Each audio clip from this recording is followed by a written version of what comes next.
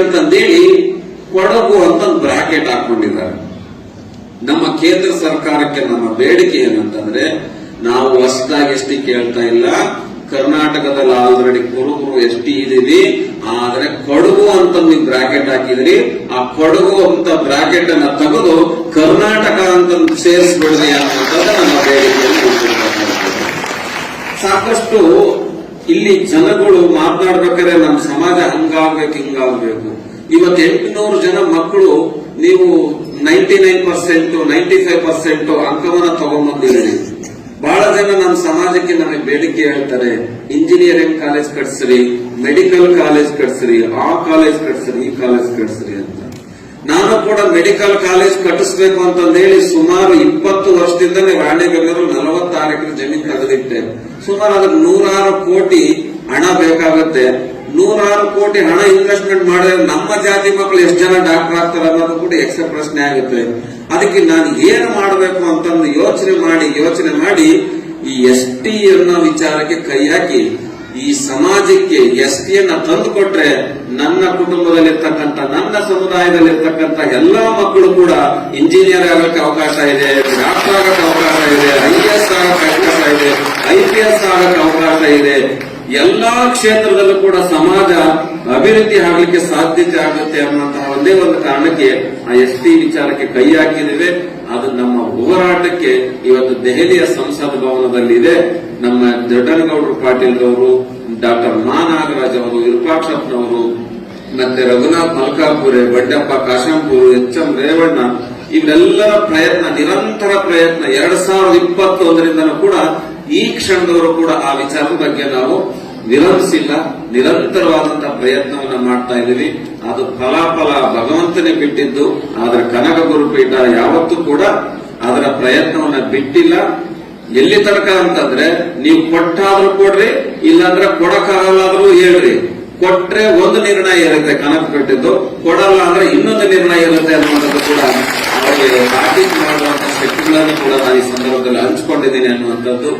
ಅದರ ವಿಚಾರವಾಗಿ ಪ್ರಹ್ಲಾದ್ ಜೋಶಿ ಅವರು, ಬೊಮ್ಮಾಯಿ ಅವರು, ಬಿಜೆಪಿ ಎಲ್ಲಾ ಸಂಸದರು ಕೂಡ ಸಕಾರಾತ್ಮಕವಾಗಿ ಸ್ಪಂದಿಸಿದ್ದಾರೆ. ಅದು ಇನ್ನೇನು ನಮ್ದೇ ಒಂದು ಸಬ್ಜೆಕ್ಟ್ ಆಗಿದ್ರೆ 5 ನಿಮಿಷ ಕೊಟ್ಬಿಟ್ಟಿರೋರು. ಆದ್ರೆ ಅಂತಹ 106 ವಿಷಯಗಳಿರೋದ್ರಿಂದ ಒಂದಿಷ್ಟು ಯೋಚನೆ ಮಾಡುವಂತ ವ್ಯವಸ್ಥೆ ದೆಹಲಿಯಲ್ಲಿ ಆಗ್ತಾ ಇದೆ ಅನ್ನುವಂತಹ ಮಾತನ್ನ ಹೇಳಿ, ನಮ್ಮ ದೊಡ್ಡನಗೌಡರು ಅದಕ್ಕೆ ಬಹಳಷ್ಟು ಪ್ರಯತ್ನವನ್ನ ಮಾಡ್ತಾ ಇದ್ದಾರೆ. ಅದರ ಜೊತೆಗೆ ನಮ್ಮ ಮೇಟಿಯವರು, ಚಿನ್ನಕಟ್ಟಿಯವರು ಕೂಡ ಸಕಾರಾತ್ಮಕವಾಗಿ ಅವರಿಗೆ ಕೈ ಜೋಡಿಸಿದ್ರೆ, ಇನ್ನು ನಮ್ಮ ಶಕ್ತಿ ಇತ್ತೀಚೆಗೆ ನಮ್ಮ ಸಿದ್ದರಾಮಯ್ಯನವರು ಕೂಡ ಅದಕ್ಕೆ ಪೂರಕವಾಗಿ ಇರ್ತಕ್ಕಂಥ ಸ್ಪಂದನೆ. ನಿಮ್ಮ ಜೊತೆಗೆ ನಾನು ಕೂಡ ಸದಾ ನಿಮ್ಮ ಜೊತೆಗೆ ಇರ್ತೇನೆ ಅನ್ನುವಂತಹ ಮಾತನ್ನು ಕೂಡ ನಮ್ಮ ಸಿದ್ದರಾಮಯ್ಯನವರು ಹೇಳಿರ್ತಕ್ಕಂಥದ್ದು ಕೂಡ ನಾನು ಈ ಗಮನಕ್ಕೆ ತರ್ತೇನೆ ಅನ್ನುವಂತಹ ಮಾತನ್ನು ಈ ಸಂದರ್ಭದಲ್ಲಿ ಹೇಳಿ, ನಮ್ಮ HD ಪಾಟೀಲ್ ಅವರು, ಕೊರವರವರು ಮತ್ತೆ ಮೇಟಿಯವರು ಈ ಕಾರ್ಯಕ್ರಮವನ್ನು ಆಯೋಜನೆ ಮಾಡಿದ್ದಾರೆ. ಒಟ್ಟಾರೆ ಒಂದು ಅದ್ಭುತವಾದಂತಹ ಕಾರ್ಯಕ್ರಮ. ಬಾಗಲಕೋಟೆ ಸಮಾಜದ ಬಂಧುಗಳಿಗೆ ಒಂದು ಮನವಿಯನ್ನು ಮಾಡಿಕೊಳ್ತೇನೆ, ಕಾರ್ಯಕ್ರಮ ಮಾಡೋದ್ರಿಂದ ಸಮಾಜ ಸಂಘಟನೆ ಆಗಬೇಕೆ ಹೊರತು ಕಾರ್ಯಕ್ರಮ ಮಾಡೋದ್ರಿಂದ ಸಮಾಜ ವಿಘಟನೆ ಆಗಬಾರದು ಅನ್ನುವಂಥದ್ದು ನಮ್ಮ ಮನವಿ ಅಂತ. ಹಾಗಾಗಿ ಯಾವುದೇ ಒಂದು ಕಾರ್ಯಕ್ರಮ ಆಯ್ತು ಅಂದ್ರೆ ಅದಕ್ಕೊಂದು ಬಲವಾದಂತಹ ಸಂಘಟನೆ ಮೂಲಕ ಹೊರಹೊಮ್ಮಬೇಕು. ಸಂಘಟನೆ ಇಲ್ಲದ್ರೆ ಇಷ್ಟೊಂದು ಜನ ಬರಕ್ಕಾಗೋದಿಲ್ಲ. ನಿಮ್ಮಲ್ಲಿ ಸಂಘಟನೆ ಇದೆ, ಅದು ಸಕಾರಾತ್ಮಕವಾಗಿ ಕೆಲಸವನ್ನ ಮಾಡುವಂತ ಕೆಲಸವನ್ನ ಮಾಡಬೇಕು. ಹೀಗೆ ಅಕ್ಬರ್ ಬೀರಬಲ್ಲನ ಆಸ್ಥಾನದಲ್ಲಿ ಅಂತಂದೇಳಿ ಕೊಡಗು ಅಂತ ಬ್ರಾಕೆಟ್ ಹಾಕೊಂಡಿದ್ದಾರೆ. ನಮ್ಮ ಕೇಂದ್ರ ಸರ್ಕಾರಕ್ಕೆ ನಮ್ಮ ಬೇಡಿಕೆ ಏನಂತಂದ್ರೆ, ನಾವು ಹೊಸದಾಗಿ ಎಸ್ಟಿ ಕೇಳ್ತಾ ಇಲ್ಲ, ಕರ್ನಾಟಕದಲ್ಲಿ ಆಲ್ರೆಡಿ ಕುರುಬರು ಎಸ್ಟಿ ಇದೀವಿ, ಆದ್ರೆ ಕೊಡಗು ಅಂತ ನೀವು ಬ್ರಾಕೆಟ್ ಹಾಕಿದ್ರಿ, ಆ ಕೊಡಗು ಅಂತ ಬ್ರಾಕೆಟ್ ಅನ್ನ ತೆಗೆದು ಕರ್ನಾಟಕ ಅಂತ ಸೇರಿಸ್ಬಿಡ್ರಿ ಅನ್ನೋದು ನಮ್ಮ ಬೇಡಿಕೆಯಲ್ಲಿ. ಸಾಕಷ್ಟು ಇಲ್ಲಿ ಜನಗಳು ಮಾತನಾಡ್ಬೇಕಾದ್ರೆ ನಮ್ಮ ಸಮಾಜ ಹಂಗಾಗ್ಬೇಕು ಹಿಂಗಾಗ್ಬೇಕು. ಇವತ್ತು 800 ಜನ ಮಕ್ಕಳು ನೀವು 99%, 95% ಅಂಕವನ್ನ ತಗೊಂಡ್ಬಂದಿದ್ದೀರಿ. ಬಹಳ ಜನ ನಮ್ಮ ಸಮಾಜಕ್ಕೆ ನಮಗೆ ಬೇಡಿಕೆ ಹೇಳ್ತಾರೆ, ಇಂಜಿನಿಯರಿಂಗ್ ಕಾಲೇಜ್ ಕಟ್ಸ್ರಿ, ಮೆಡಿಕಲ್ ಕಾಲೇಜ್ ಕಟ್ಸ್ರಿ, ಆ ಕಾಲೇಜ್ ಕಟ್ಸ್ರಿ, ಈ ಕಾಲೇಜ್ ಕಟ್ಸ್ರಿ ಅಂತ. ನಾನು ಕೂಡ ಮೆಡಿಕಲ್ ಕಾಲೇಜ್ ಕಟ್ಟಿಸ್ಬೇಕು ಅಂತಂದೇಳಿ ಸುಮಾರು 20 ವರ್ಷದಿಂದಲೇ ರಾಣಿಬೆನ್ನೂರು 46 ಎಕರೆ ಜಮೀನು ತೆಗೆದಿಟ್ಟೆ. ಸುಮಾರು ಅದಕ್ಕೆ 106 ಕೋಟಿ ಹಣ ಬೇಕಾಗುತ್ತೆ. 100 ಕೋಟಿ ಹಣ ಇನ್ವೆಸ್ಟ್ಮೆಂಟ್ ಮಾಡಿದ್ರೆ ನಮ್ಮ ಜಾತಿ ಮಕ್ಕಳು ಎಷ್ಟು ಜನ ಡಾಕ್ಟರ್ ಆಗ್ತಾರೆ ಅನ್ನೋದು ಕೂಡ ಯಕ್ಷ ಪ್ರಶ್ನೆ ಆಗುತ್ತೆ.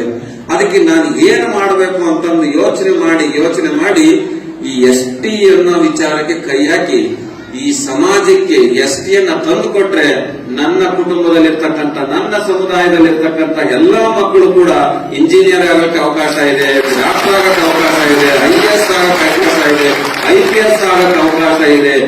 ಎಲ್ಲಾ ಕ್ಷೇತ್ರದಲ್ಲೂ ಕೂಡ ಸಮಾಜ ಅಭಿವೃದ್ಧಿ ಆಗಲಿಕ್ಕೆ ಸಾಧ್ಯತೆ ಆಗುತ್ತೆ ಅನ್ನುವಂತಹ ಒಂದೇ ಒಂದು ಕಾರಣಕ್ಕೆ ಆ ST ವಿಚಾರಕ್ಕೆ ಕೈ ಹಾಕಿದ್ದೇವೆ. ಅದು ನಮ್ಮ ಹೋರಾಟಕ್ಕೆ ಇವತ್ತು ದೆಹಲಿಯ ಸಂಸತ್ ಭವನದಲ್ಲಿದೆ.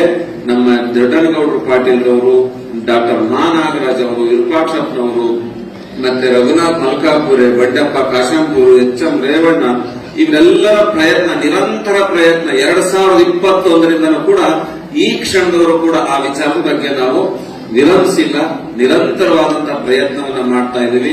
ಅದು ಫಲಾಫಲ ಭಗವಂತನೇ ಬಿಟ್ಟಿದ್ದು. ಆದ್ರೆ ಕನಕ ಗುರುಪೀಠ ಯಾವತ್ತೂ ಕೂಡ ಅದರ ಪ್ರಯತ್ನವನ್ನ ಬಿಟ್ಟಿಲ್ಲ. ಎಲ್ಲಿ ತನಕ ಅಂತಂದ್ರೆ ನೀವು ಕೊಟ್ಟಾದ್ರೂ ಕೊಡ್ರಿ, ಇಲ್ಲಾಂದ್ರೆ ಕೊಡಕ್ಕಾಗಲ್ಲಾದ್ರೂ ಹೇಳ್ರಿ. ಕೊಟ್ರೆ ಒಂದು ನಿರ್ಣಯ ಇರುತ್ತೆ ಕನಕ ಬಿಟ್ಟಿದ್ದು, ಕೊಡಲ್ಲ ಅಂದ್ರೆ ಇನ್ನೊಂದು ನಿರ್ಣಯ ಇರುತ್ತೆ ಅನ್ನುವಂಥದ್ದು ಕೂಡ ಅವರಿಗೆ ತಾಕೀತು ಮಾಡುವಂತಹ ಶಕ್ತಿಗಳನ್ನು ಕೂಡ ನಾನು ಈ ಸಂದರ್ಭದಲ್ಲಿ ಹಂಚಿಕೊಂಡಿದ್ದೀನಿ ಅನ್ನುವಂಥದ್ದು. ಅದರ ವಿಚಾರವಾಗಿ ಪ್ರಹ್ಲಾದ್ ಜೋಶಿ ಅವರು, ಬೊಮ್ಮಾಯಿ ಅವರು, ಬಿಜೆಪಿ ಎಲ್ಲಾ ಸಂಸದರು ಕೂಡ ಸಕಾರಾತ್ಮಕವಾಗಿ ಸ್ಪಂದಿಸಿದರೆ ಅದು ಇನ್ನೇನು ನಮ್ದೇ ಒಂದು ಸಬ್ಜೆಕ್ಟ್ ಆಗಿದ್ರೆ 5 ನಿಮಿಷ ಕೊಟ್ಬಿಟ್ಟಿರೋರು. ಆದ್ರೆ ಅಂತಹ 100 ವಿಷಯಗಳು ಇರೋದ್ರಿಂದ ಒಂದಿಷ್ಟು ಯೋಚನೆ ಮಾಡುವಂತ ವ್ಯವಸ್ಥೆ ದೆಹಲಿಯಲ್ಲಿ ಆಗ್ತಾ ಇದೆ ಅನ್ನುವಂತಹ ಮಾತನ್ನು ಹೇಳಿ ನಮ್ಮ ದೊಡ್ಡನಗೌಡರು ಅದಕ್ಕೆ ಬಹಳಷ್ಟು ಪ್ರಯತ್ನವನ್ನ ಮಾಡ್ತಾ ಇದ್ದಾರೆ. ಅದರ ಜೊತೆಗೆ ನಮ್ಮ ಮೇಟಿಯವರು, ಚಿನ್ನನಕಟ್ಟಿಯವರು ಕೂಡ ಸಕಾರಾತ್ಮಕವಾಗಿ ಅವರಿಗೆ ಕೈ ಜೋಡಿಸಿದ್ರೆ ಇನ್ನು ನಮ್ಮ ಶಕ್ತಿ, ಇತ್ತೀಚೆಗೆ ನಮ್ಮ ಸಿದ್ದರಾಮಯ್ಯನವರು ಕೂಡ ಅದಕ್ಕೆ ಪೂರಕವಾಗಿ ಇರ್ತಕ್ಕಂಥ ಸ್ಪಂದನೆ, ನಿಮ್ಮ ಜೊತೆಗೆ ನಾನು ಕೂಡ ಸದಾ ನಿಮ್ಮ ಜೊತೆಗೆ ಇರ್ತೇನೆ ಅನ್ನುವಂತಹ ಮಾತನ್ನು ಕೂಡ ನಮ್ಮ ಸಿದ್ದರಾಮಯ್ಯನವರು ಹೇಳಿರ್ತಕ್ಕಂಥದ್ದು ಕೂಡ ನಾನು ಈ ಗಮನಕ್ಕೆ ತರ್ತೇನೆ ಅನ್ನುವಂತಹ ಮಾತನ್ನು ಈ ಸಂದರ್ಭದಲ್ಲಿ ಹೇಳಿ, ನಮ್ಮ HD ಪಾಟೀಲ್ ಅವರು, ಕೊರವರವರು ಮತ್ತೆ ಮೇಟಿಯವರು ಈ ಕಾರ್ಯಕ್ರಮವನ್ನು ಆಯೋಜನೆ ಮಾಡಿದ್ದಾರೆ.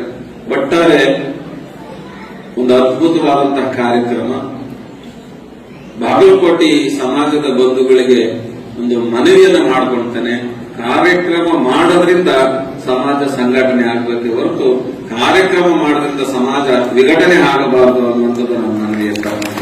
ಹಾಗಾಗಿ ಯಾವುದೇ ಒಂದು ಕಾರ್ಯಕ್ರಮ ಆಯ್ತು ಅಂದ್ರೆ ಅದಕ್ಕೊಂದು ಬಲವಾದಂತಹ ಸಂಘಟನೆ ಮೂಲಕ ಹೊರಹೋಗ್ಬೇಕು. ಸಂಘಟನೆ ಇಲ್ಲದ್ರೆ ಇಷ್ಟೊಂದು ಜನ ಬರಕ್ಕಾಗೋದಿಲ್ಲ. ನಿಮ್ಮಲ್ಲಿ ಸಂಘಟನೆ ಇದೆ, ಅದು ಸಕಾರಾತ್ಮಕವಾಗಿ ಕೆಲಸವನ್ನ ಮಾಡುವಂತ ಕೆಲಸವನ್ನ ಮಾಡಬೇಕು. ಹೀಗೆ ಅಕ್ಬರ್ ಬೀರಬಲನ ಆಸ್ಥಾನದಲ್ಲಿ